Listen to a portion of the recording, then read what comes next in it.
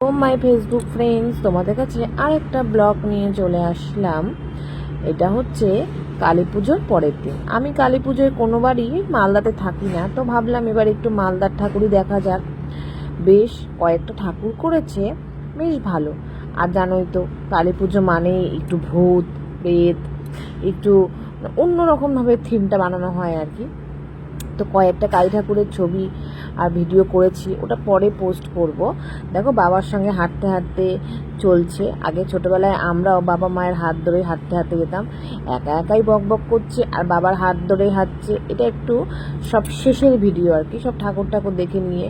আর ঠাকুর দেখা মানে তো রেস্টুরেন্টে খেতে যাওয়া। আর রেস্টুরেন্টে চলে গেছিলাম প্রায় 12:30 নাগাদ ওল্ড গ্যালারি। গিয়ে যখন বসেছি মেনুটা অর্ডার দেব, আর প্রচণ্ড গরম। কোনো বা শীত মানে কালী পুজোতে গরম থাকে না, একটু ঠান্ডা ঠান্ডা ওয়েদার হয়ে যায়, কিন্তু এইবার এত গরম লাগছে, ঘেমে টেমে স্নান হয়ে গেলাম। ঢুকতেই দেখলাম ভালোই লোকজন আছে আর কি। বসে থাকলাম অনেকক্ষণ ধরে। থাকার পর এবার মেনুটা যখন চাইছি, মেনুটা যা যা অর্ডার করব বলছি, কিছুই ওরা বলছে কিছুই নেই। না পেলাম আমরা স্টার্টার, না পেলাম আমরা রাইসের কোনো আইটেম, সব কিছু টোটালটাই শেষ হয়ে গেছে। তারপর দেখো ক্যামেরা যত ওর মুখের দিকে ঘোরাই ততই হচ্ছে ওর বদমাইশি শুরু হয়ে যায়। 12টা বাজে, তখনও কিন্তু রেস্টুরেন্টে ভালোই লোক আছে।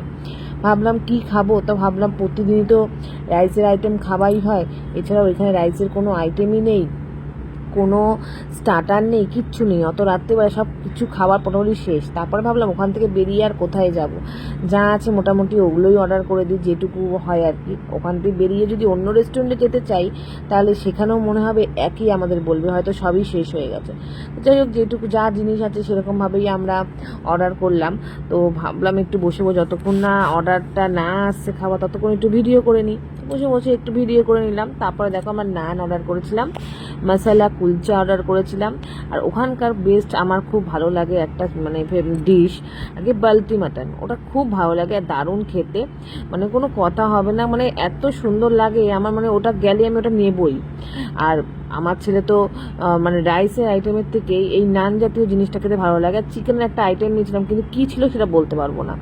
কিন্তু স্টার্টার যেহেতু নেই, আমার ছেলের খুব মনটা খারাপ, কারণ স্টার্টার ও গেলেই, রেস্টুরেন্টে গেলেই ও স্টার্টার খেতে চায়।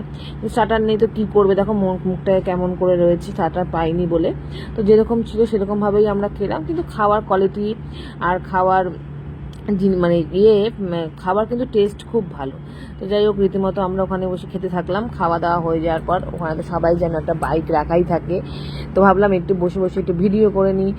আর আমার ছেলে তো করবেই না, বদমাইশি করছে। আমি বললাম একটু ভিডিও করে দে, একটু ফটো তুলে দে। যেখানেই যাওয়া সেখানেই তো একটু ভিডিও করতে হয়, ফটো তুলতে হয়। তো এগুলো করেই আমরা বাড়ি চলে আসলাম। কেমন লাগলো ভিডিওটা জানিও।